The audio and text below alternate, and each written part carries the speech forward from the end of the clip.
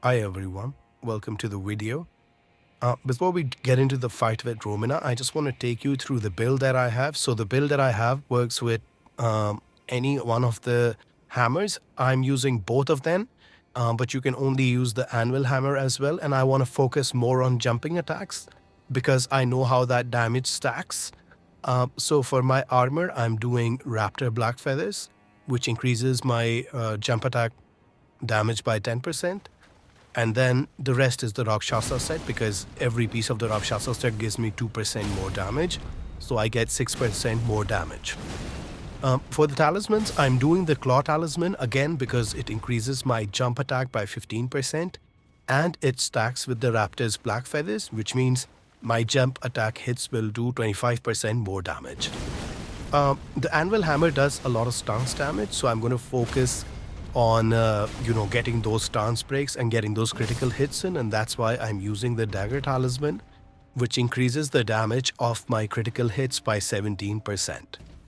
Since this is a light armor set, I am gonna slot in the Dragon Crest Great Shield Talisman because it reduces damage that I take by 20%, physical damage that I take by 20%.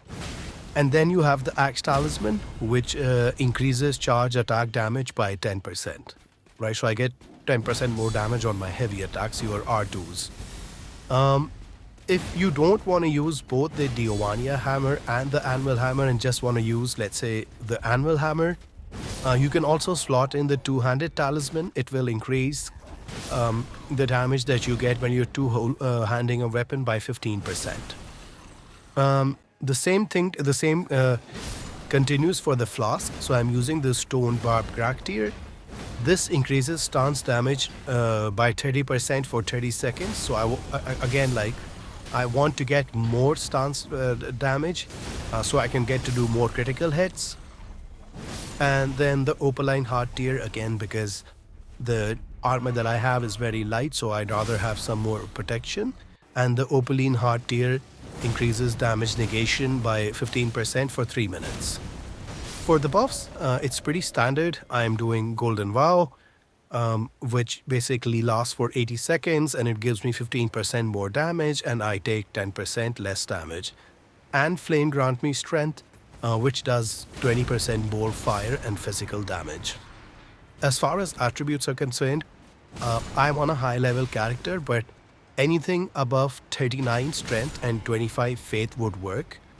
You do need some intelligence to use the Anvil hammer. I've tried the Anvil hammer on a different playthrough with a high intelligence character. I don't see a lot of it affecting the damage that I do. So if you just want to reach the bare minimum, you can just have 13 in intelligence and then 20 in dexterity because that's the minimum that's required to yield the Anvil hammer, and then the rest you can allot to vigor, stamina, etc. But a fight with Romina, what you need to figure out is that she has two places to attack from, right? One is a pole blade and the second are her tentacles. So you need to close the distance, but she has this particular attack, which is an AoE attack, and you can run out of it. I thought I'd run out of this time, but I didn't. But there will be another instance where I do run out of it. So you just need to be very close to her to attack. And she doesn't have any delayed timings, which makes her attacks relatively easier to dodge. We've seen in the DLC a lot of enemies have delayed attack timings, which is really confusing if you're not a very good player. So yeah, with her, that's not the case. You get to see the attacks when they're coming, and then you can run out or roll out of their way. So this is the thing that I was talking about, the AoE attack. Always try to run out of this one. It does a lot of damage.